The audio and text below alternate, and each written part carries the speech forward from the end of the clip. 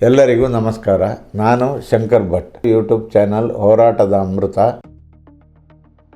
ಸಂಘರ್ಷ ಪೀಡಿತ ಮಣಿಪುರದಲ್ಲಿ ಬೀರೇನ್ ಸಿಂಗ್ ನೇತೃತ್ವದ ಎನ್ಡಿಎ ಸರ್ಕಾರ ಸಂಕಷ್ಟಕ್ಕೆ ಸಿಲುಕಿದೆ. ಹಿಂಸಾಚಾರ ನಿಯಂತ್ರಿಸುವಲ್ಲಿ ವಿಫಲವಾಗಿರುವ ಮುಖ್ಯಮಂತ್ರಿ ಬೀರೇನ್ ಸಿಂಗ್ ಅವರ ವಿರುದ್ಧವೇ ಪಕ್ಷದೊಳಗೆ ಅಸಮಾಧಾನ ಬಹಿರಂಗವಾಗಿ ಸ್ಫೋಟಗೊಂಡಿದೆ.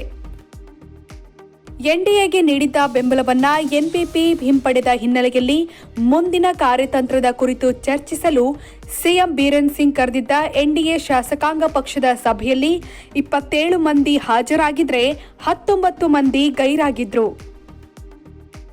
ಈ ಪೈಕಿ ಬಿಜೆಪಿಯ 37 ಶಾಸಕರ ಪೈಕಿ 17 ಮಂದಿ ಗೈರಾಗಿದ್ದು ಭಾರೀ ಚರ್ಚೆಗೆ ಗ್ರಾಸವಾಗಿದೆ.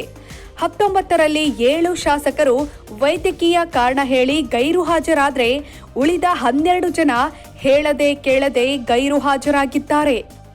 ಈಗ ಬಂದಿರುವ ಮಾಹಿತಿಯ ಪ್ರಕಾರ 7 ಮಂದಿ ಶಾಸಕರು ಮಣಿಪುರವನ್ನೇ ತೊರೆದಿದ್ದಾರೆ. ಸಭೆಗೆ ಗೈರಾಗಿದ್ದಕ್ಕೆ ಕಾರಣ ಕೇಳಿ ನೋಟಿಸ್ ಜಾರಿ ಮಾಡಲಾಗಿದೆ. ಬಹಿರಂಗವಾಗಿಯೇ ಅಸಮಾಧಾನ ಸ್ಫೋಟಗೊಂಡ ಬೆನ್ನಲ್ಲೇ ಸರ್ಕಾರ ಉಳಿಯುತ್ತಾ ಅಥವಾ ಮುಖ್ಯಮಂತ್ರಿ ಬದಲಾಗ್ತಾರಾ ಅನ್ನೋ ಪ್ರಶ್ನೆ ಎದ್ದಿದೆ. ಬಿಜೆಪಿ ಹೈಕಮಾಂಡ್ ನಾಯಕರು ಇಲ್ಲಿಯವರೆಗೆ ಮಹಾರಾಷ್ಟ್ರ ಮತ್ತು ಜಾರ್ಖಂಡ್ ಚುನಾವಣೆಯಲ್ಲಿ ಬ್ಯುಸಿಯಿದ್ದ ಕಾರಣ ಮಣಿಪುರ ಸರ್ಕಾರದ ವಿಚಾರಕ್ಕೆ ತಲೆ ಹಾಕಿರಲಿಲ್ಲ. ಇಂದು ಚುನಾವಣೆ ಮುಗಿದ ಬಳಿಕ ಬಿಜೆಪಿ ಹೈಕಮಾಂಡ್ ಮಣಿಪುರ ವಿಚಾರದಲ್ಲಿ ಸ್ಪಷ್ಟ ನಿರ್ಧಾರ ಕೈಗೊಳ್ಳುವ ಸಾಧ್ಯತೆಯಿದೆ.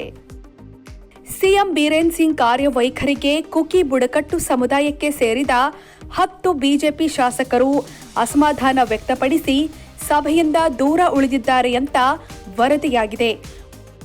ಒಟ್ಟು 60 ಮಂದಿ ಶಾಸಕರ ಬಲವನ್ನ ಹೊಂದಿರುವ ಮಣಿಪುರ ವಿಧಾನಸಭೆಯಲ್ಲಿ ಎನ್ಡಿಎ ಶಾಸಕರ ಸಂಖ್ಯೆ 46 ಇದೆ.